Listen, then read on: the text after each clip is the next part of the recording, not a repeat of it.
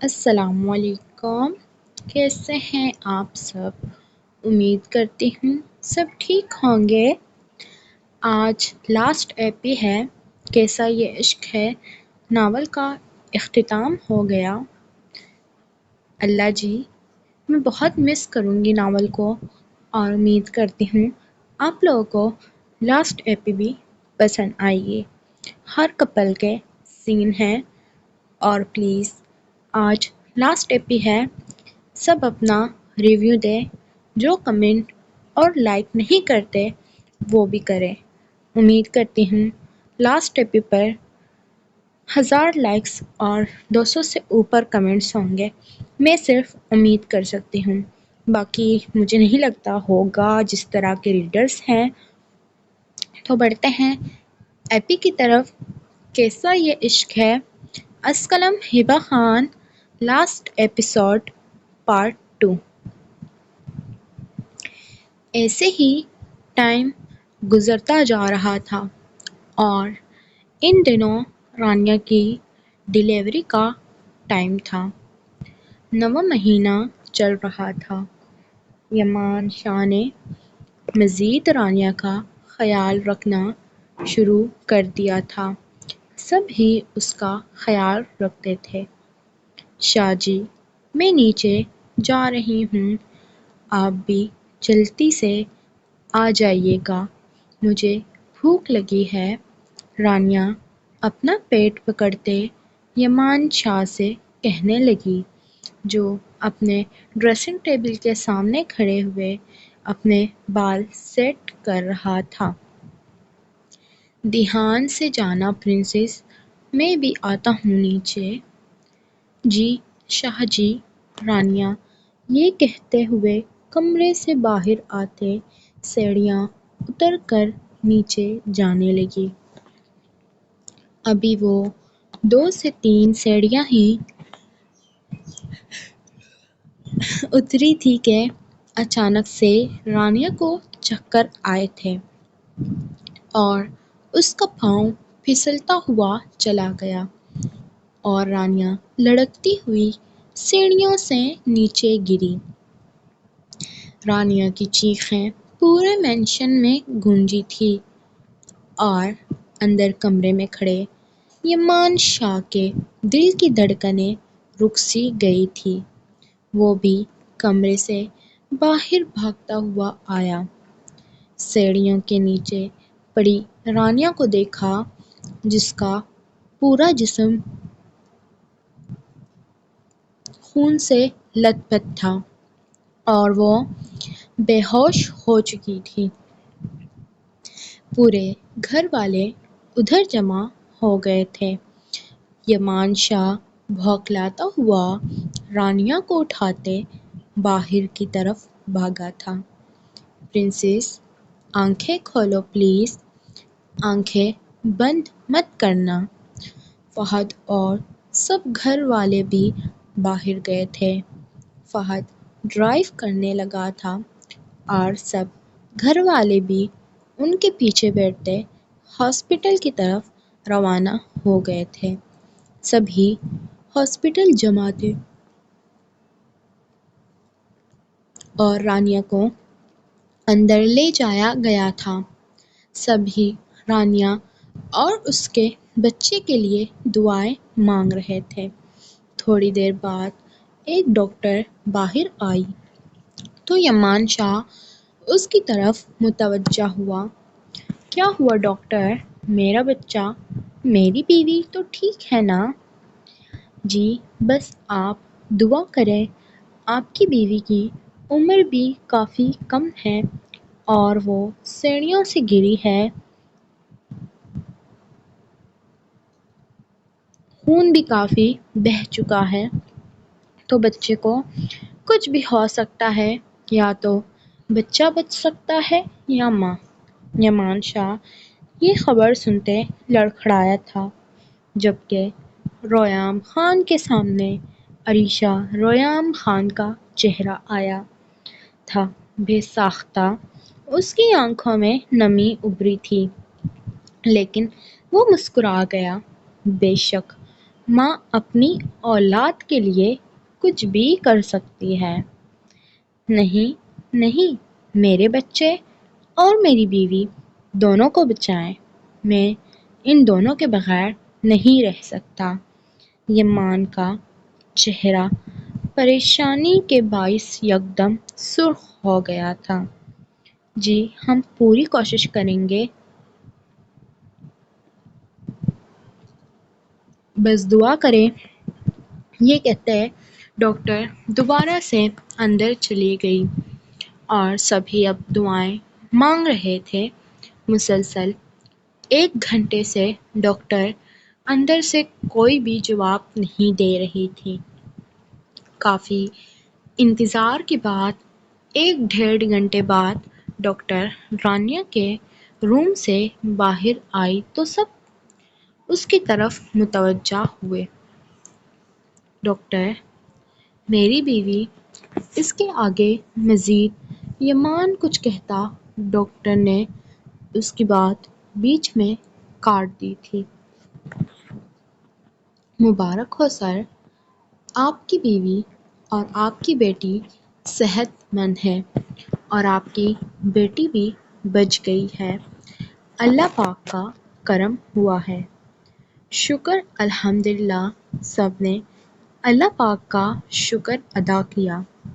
تھوڑی دیر میں آپ کی بیوی کو اور آپ کی بیٹی کو دوسرے روم میں شفٹ کر دیں گے تو آپ ان سے مل سکتے ہیں۔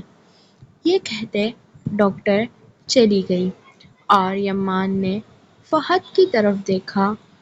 فہد، پرنسس اور میرے بچے کا صدقہ نکال کر غریبوں میں بانٹ دو۔ فہد مسکراتے ہوئے سنتا چلا گیا۔ وہ سمجھ سکتا تھا باپ بننے کی خوشی۔ تھوڑی دیر بعد رانیہ کو دوسرے روم میں شفٹ کر دیا گیا۔ سبھی اب باری باری رانیہ کے کمرے میں جا رہے تھے۔ رانیہ نے مندی مندی آنکھیں کھول کر سب کو دیکھا اور اس کا بھی پورا جسم درد کر رہا تھا، لیکن اسے اپنے بچے کی فکر تھی۔ سب کو دیکھتے اس کو پہلا خیال ہی اپنے بچے کا آیا تھا۔ شاہ جی، میرا بچہ۔ پرنسس، ریلیکس، کچھ نہیں ہوا ہماری بیٹی کو۔ ہماری بیٹی بالکل ٹھیک ہے، وہ دیکھو میرل کے ہاتھوں میں۔ رانیہ نے میرل کی طرف دیکھا جس کے ہاتھ میں ایک خوبصورت سی بچی تھی۔ رانیہ کے چہرے پر مسکراہٹ آئی تھی۔ سوری شاہ جی، میں اپنا دھیان نہیں رکھ پائی اور میری غلطی کی وجہ سے میرے اور بیبی کی جان خطرے میں پڑ گئی۔ کوئی بات نہیں پرنسس، جو ہونا تھا وہ ہو گیا، لیکن شکر ہے تم اور بیبی دونوں ہی ٹھیک ہو۔ یمان نے رانیہ کے ماتھے پر بوسہ دیا۔ ماشاءاللہ سے میری شہزادی پوتی تو بالکل اپنی ماما پر گئی ہے۔ تارا میرل کے ہاتھوں سے چھوٹی سی گڑیا لیتے بولی، جس پر رانیہ شرماتی مسکرائی تھی، لیکن نارمل ڈیلیوری وجہ سے اس کا انگ انگ اب بھی درد میں مبتلا تھا۔ اریبہ ماہم جبران بچوں کے ساتھ ہی تھے۔ فہد، ریام، میرل اور تارا ہی ساتھ ہاسپٹل آئی تھی۔ ایام خان نے کال کر کے سب کو خوشخبری سنائی تھی۔ کچھ ہی دیر میں ڈاکٹر نے رانیہ کو ڈسچارج کر دینا تھا۔ یمان شاہ اپنی شہزادی کو گود میں اٹھائے بغور اس کا چہرہ دیکھ رہا تھا، جو واقعی ہی بالکل اس کی پرنسس کی طرح تھی۔ کچھ سال بعد، یہ میلی ہے تو تول اسے بابا تو بولوں یہ میری ہے تو چھوڑ اسے بابا کو بولوں گا۔ 3 سالہ اورحان نے ارمان کے ہاتھوں سے اینی کی کلائی چھڑواتے غصے سے چیخا تھا۔ تو ہٹ یہ میری ہے، تو ہٹ یہ میری ہے۔ ارمان بھی ضد کرتا اپنے ہاتھوں کی گرفت اور انہیں کے ہاتھوں پر مضبوط کرتے بولا، جبکہ اینی گلا پھاڑ کر رونے لگی۔ وہ بیچاری ہمیشہ دونوں بھائیوں کے درمیان پھنس جاتی تھی۔ ایک کہتا تھا میری ہے، دوسرا کہتا تھا میری ہے۔ سامنے صوفے پر بیٹھے 2 سالہ آریان شریف شاہ اپنے ہاتھوں کو نین کے ساتھ کھیل رہا تھا، جبکہ پھر سے دونوں بھائیوں کو ایک لڑکی کے لیے لڑتے دیکھ ماتھے پر تیور بنے تھے۔ تم دونوں این اور ہی تیلیے نین میلیے آرمی سنو، تم دونوں این اور ہان کی ہے، نین میری ہے۔ ارمان کے لیے ماما کاکی لائے گی۔ آریان سمجھداری کا مظاہرہ کرتے دونوں بھائیوں کا جھگڑا ختم کرنے لگا۔ نہیں، این میلیے اولیتی نہیں، این میری ہے اور ہان کی نہیں۔ ارمان نے جھٹ سے اورہان کے بالوں کو پکڑ کر کھینچا، جس پر دونوں بھائیوں میں لڑائی شروع ہو گئی تھی۔ لڑتے لڑتے رونے لگ گئے تھے، جس پر ماہم کے کانوں میں آواز پڑتی وہ بھاگ کر لاؤنج میں آئی، لیکن آگے کا منظر دیکھتے بیچاری اپنا سر تھام کر بیٹھ گئی۔ ماما آ گئی، ماما یہ میری این لے لا۔ ماما آ گئی، ماما یہ میری این لے رہا۔ ارمان شکوہ کرتے چھوٹے چھوٹے ٹانگوں کے ساتھ بھاگتا ماہم کی ٹانگوں سے لپٹا تھا، جبکہ اورہان اپنے بھائی کو جاتے دیکھ اب چٹا چٹ اپنے لبوں کو این کے گالوں پر رکھ کر چپ کروانے لگا، جو رو رہی تھی۔ اللہ جی، کیا ہوا میری بیٹی کو؟ کیوں رو رہی ہے؟ این کی رونے کی آوازیں سنتی رانیہ بھی لاؤنج میں آئی تھی۔ توتی مما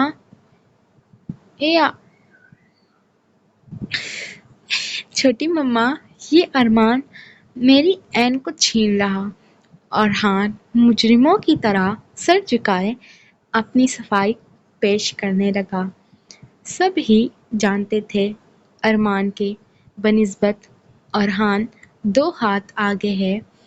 جب سے بیچاری این پیدا ہوئی تھی، ایسا دن نہیں گزرا تھا اورہان اسے کسی نہیں دیتا تھا۔ میرا شہزادہ، تم مت رو، میں میرل مما کو کہتی ہوں تمہارے لیے بھی لانے کی تیاری کرے۔ ماہم اپنا سر پکڑتے بولی، اس وقت میں بچے کھلونوں پر آپس میں لڑتے ہیں اور ماہم کے نمونے این پر لڑ رہے تھے۔ آنے دو، تم دونوں کے بابا کو بتاتی ہوں۔ میرے تو ناک میں دم کر کے رکھ دیا نمونوں۔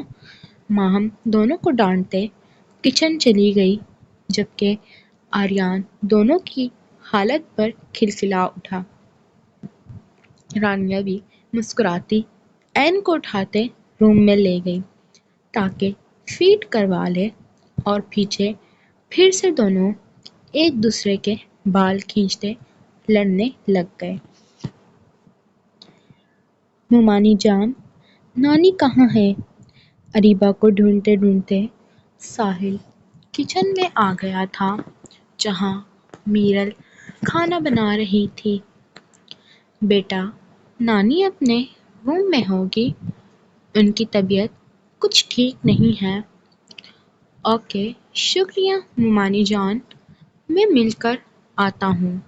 ساحل، جو یونی سے تھکا ہارا آیا تھا، تارا کے پاس چلا گیا، کیونکہ وہ تارا سے اتنا اٹیچ ہو چکا تھا۔ جب تک وہ اپنی نانی سے کچھ شیئر نہیں کرتا، اس کا دن ہی نہیں گزرتا تھا۔ اس سے پہلے ساحل تارا کے روم کا دروازہ کھول کر اندر داخل ہوتا، اس کے قدم باہر ہی رکے تھے۔ اندر سے جانی پہچانی نسوانی سی آواز سن کر نانی اپنے چمگادڑ کو کہہ دیں میرے منہ زیادہ نہ لگا کرے، میں ماما کو کہہ کر اتنا اسے پٹواؤں گی کہ یاد رکھے گا، ہمیشہ میرے ناک میں دم کر کے رکھتا ہے، مجھے ڈانٹتا رہتا ہے جیسے میں تو اس سے ڈر جاؤں گی، لیکن میں بتا رہی ہوں میں اس سے کوئی نہیں ڈرتی، وہ بس میں اس کی آنکھوں سے ڈر جاتی ہوں، باقی اسے سمجھا دیں مجھے ایسے گھور گھور کر نہ دیکھا کرے، ہر بات پر سمرین آپی سے تو پیار کرتے ہیں، ایک میں ہوں مجھ سے نہیں کرتے، کسی دن میں اپنے چمگادڑ لالا کو قتل کر دوں گی، بس ہمت چاہیے جو مجھ میں بالکل بھی نہیں ہے۔ پریشے اپنی پٹر پٹر زبان چلاتے آگ اگل رہی تھی، جبکہ اس کی چلتی ہوئی زبان رکی تھی۔ ساحل خان کو کمرے کے دروازے پر دیکھ کر، جو اپنے دونوں ہاتھوں کو سینے پر باندھا ماتھے پر تیور لائے اس کی باتیں سن رہا تھا، پریشے کی نظروں کی مرکوز میں تارا نے بھی دروازے پر کھڑے ساحل کو دیکھا اور پھر بے ساختہ مسکرا دی تھی، مطلب کہ آج پھر وہ اپنے لالا سے ڈانٹ کھانے والی تھی، جس کی زبان کسی بھی وقت پٹر پٹر چلنے لگ جاتی تھی۔ السلام علیکم نانی جان، کیسے ہیں آپ؟ پریشے کی کلاس لینے کا بعد میں سوچتے ساحل تارا کے پاس جا کر پیار لیتا، جبکہ پری ابھی بھی منہ کھولے ساحل کو دیکھ رہی تھی، جس نے آج کوئی بھی ری ایکشن نہیں لیا تھا۔ اسے حیرت ضرور ہوئی تھی، لیکن وہ نہیں جانتی تھی ساحل سوچ سمیت بدلہ لے گا۔ نانی میں جا رہی ہوں، ٹھیک ہے پھر بات کریں گے، میں پڑھائی کرنے جا رہی ہوں، بس ہو گیا میرا۔ پریشے التجائی نظروں سے تارا کی جانب دیکھتی اس کے کمرے سے بھاگی تھی۔ بیٹا غصہ نہیں کیا کرو بیچاری پر، پورا دن اس کے لبوں پر شکوہ ہوتا ہے، ساحل لالا مجھ پر غصہ کرتے ہیں، ساحل لالا مجھے گھورتے ہیں۔ تارا ساحل کے بالوں میں ہاتھ پھیرتے اس کے ماتھے پر لب رکھ گئی، جس پر ساحل نفی میں سر ہلاتا اپنا گزرا دن انہیں بتانے لگا۔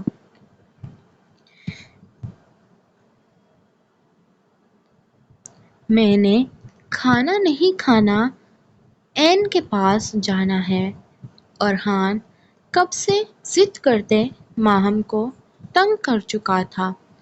ماہم نے دونوں کو کمرے میں بند کر رکھا تھا، ورنہ ہر ٹائم بچوں سے لڑتے رہتے تھے، جس کے نتیجے اب کب سے ارحان گلا پھاڑ کر این کے پاس جانے کے لیے رو رہا تھا۔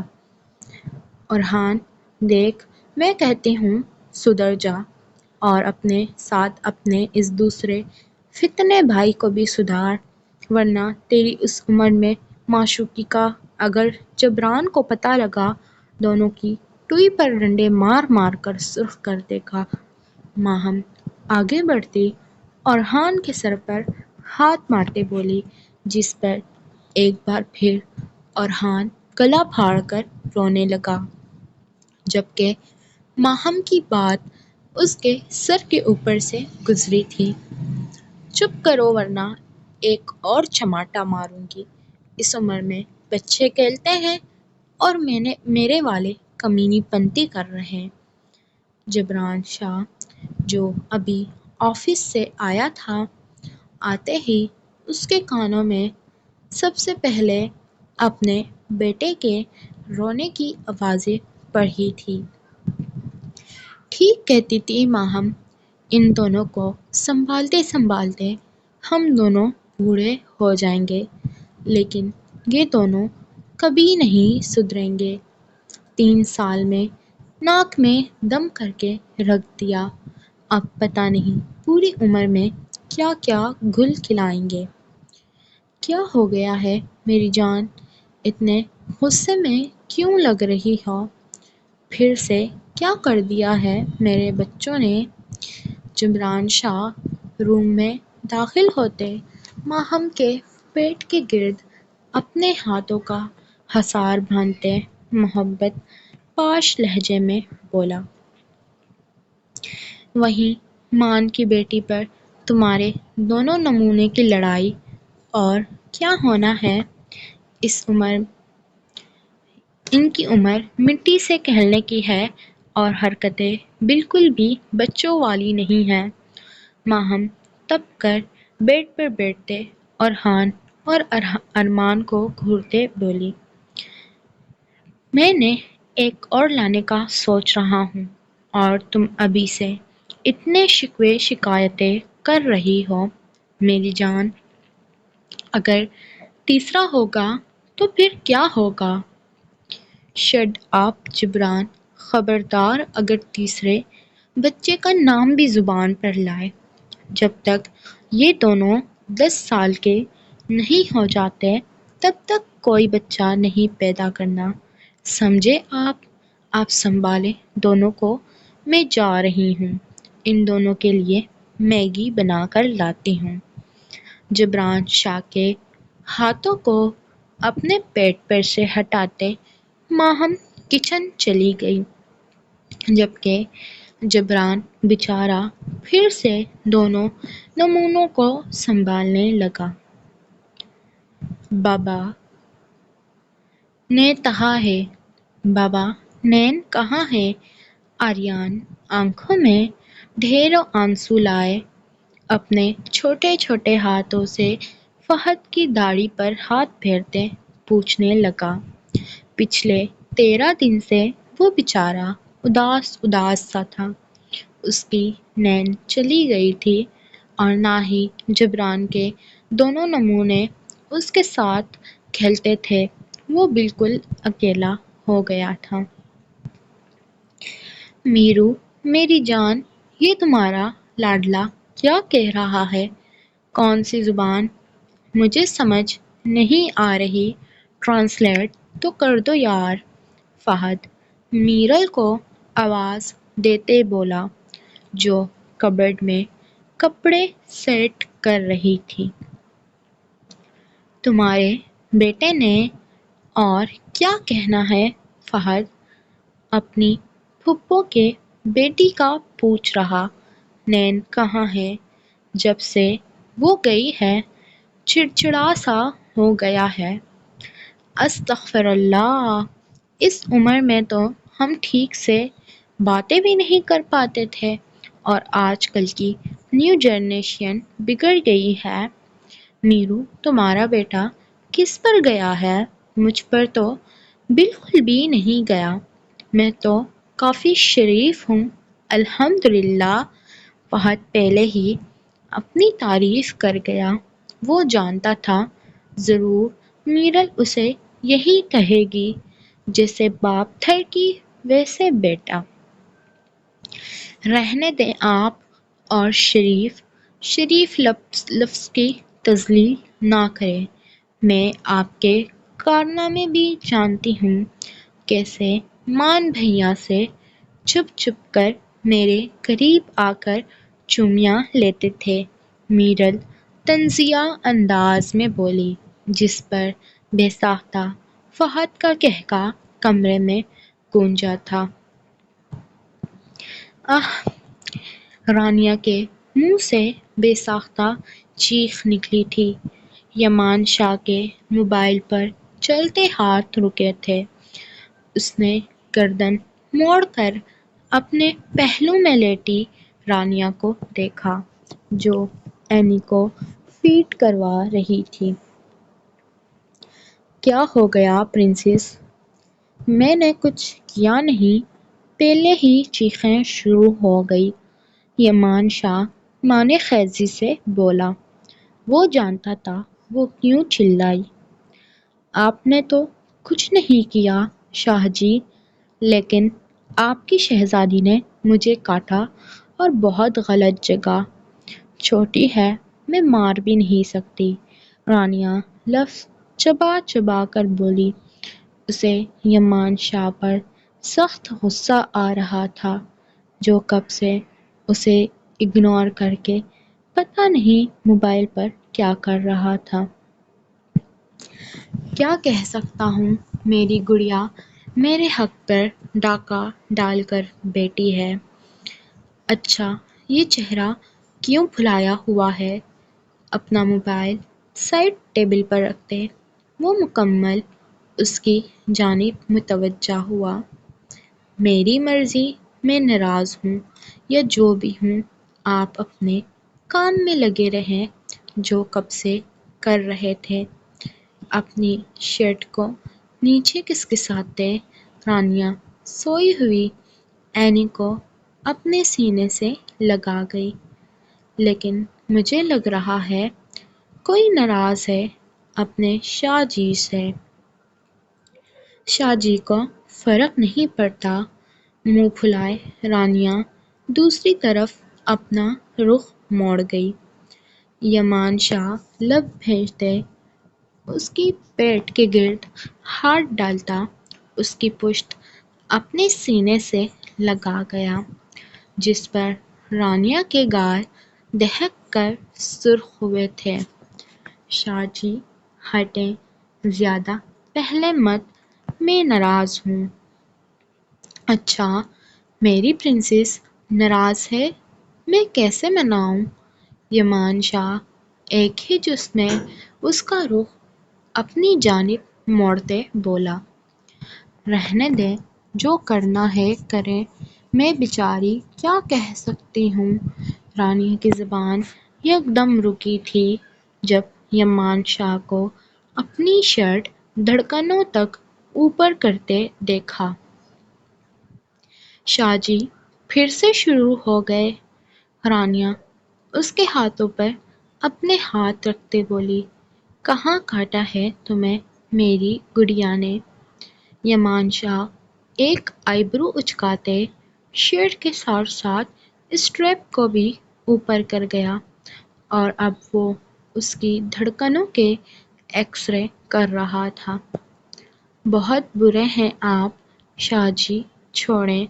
رانیہ جھٹ سے آنکھیں بند کرتے بولی، کیونکہ یمان شاہ اس کی دھڑکنوں پر اپنے لب رکھ چکا تھا۔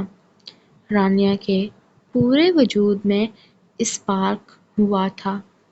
یمان شاہ اس کی دھڑکنوں پر اپنی زبان آہستہ سے پھیرتے رانیہ کو مکمل سرخ کرتے پیچھے ہوا۔ ہٹیں دور، آپ بنا جلدی سے اپنی شرٹ درست کرتی رانیہ نے خفگی سے اسے گھورا۔ تمہارے چہرے پر بکھرے یہ شرم و حیا کے رنگ تمہارا مسکراتا چہرہ بتا رہا ہے، لگتا ہے راضی ہو گئی ہو۔ یمان شاہ آنکھ مارتے بولا، جس پر رانیہ سٹپٹاتے بیڈ سے اترتے کمرے سے بھاگی تھی۔ سیاہ غلاف پر تاروں سے کلمات لکھے ہوئے تھے۔ دونوں خانہ کعبہ کے صحن میں بیٹھے ہوئے تھے۔ ہر طرف سے قرآن پاک پڑھنے کی خوبصورت آوازیں آ رہی تھیں۔ اپنے وعدے کے مطابق رویام خان ایک بار پھر اپنی خانم کو خانہ کعبہ لایا تھا تاکہ وہ رو رو کر گڑ گڑا کر اپنے گزرے ہوئے وقت کی معافی تلافی مانگے۔ اپنی خوبصورت آواز میں رویام خان تلاوت قرآن پاک پڑھ رہا تھا، جبکہ اریبہ مسکراتے توڑی پر اپنے دونوں ہاتھ رکھے اسے دیکھ رہی تھی۔ اپنی نعمت رحمت کو دونوں چند دن کے لیے گھر والوں کے پاس چھوڑ آئے تھے، صرف اور صرف کونین کو لائے تھے ساتھ، جو ابھی چھوٹی تھی، دودھ پیتی تھی۔ 3 دن بعد ان کی واپسی تھی۔ اریبہ کی آنکھوں میں بے ساختہ آنسو آئے تھے۔ واقعی وہ اپنے آپ کو دنیا کی سب سے خوش نصیب عورت تصور کرتی تھی، جس کا وہ جتنا شکریہ ادا کرتی کم تھا۔ سیاہ برقعے میں موجود اپنی خانم کو اپنے گلے لگاتے، وہ خانہ کعبہ کی جانب دیکھتے، خدا کا جتنا شکر ادا کرتا اتنا کم تھا۔ بے شک خدا کے گھر میں دیر ہے اندھیر نہیں۔ اتنی مشکلوں اور مصیبتوں کے بعد دونوں کی زندگی پرسکون ہوئی تھی۔ مجھے آپ کی خواہش دنیا میں بھی رہے گی، جنت میں بھی۔ اپنے لبوں کو ریحان خان کے ماتھے پر رکھتے شدت سے بوسہ دیا تھا، اور تقدیر اللہ پاک کے ایک اشارے پر بدل جایا کرتی ہے۔ تم یقین رکھو وہ بہتر سے بہترین دے گا۔ ختم شد۔ امید کرتی ہوں آپ لوگوں کو میرا یہ ناول بہت پسند آئی ہوگا۔ پسند آیا ہو تو لائک اور کمنٹ کر کے اپنی محبتوں کا اظہار کرنا نہ بھولیں۔ ملتے ہیں نیکسٹ ناول اسیر طلب کی ایپیسوڈ نمبر 3 پر۔ اللہ حافظ۔ دعاؤں میں یاد رکھیں اور ریویو دینا نہ بھولیں۔ جنہوں نے چینل کو سبسکرائب نہیں کیا وہ چینل کو سبسکرائب کر لیں۔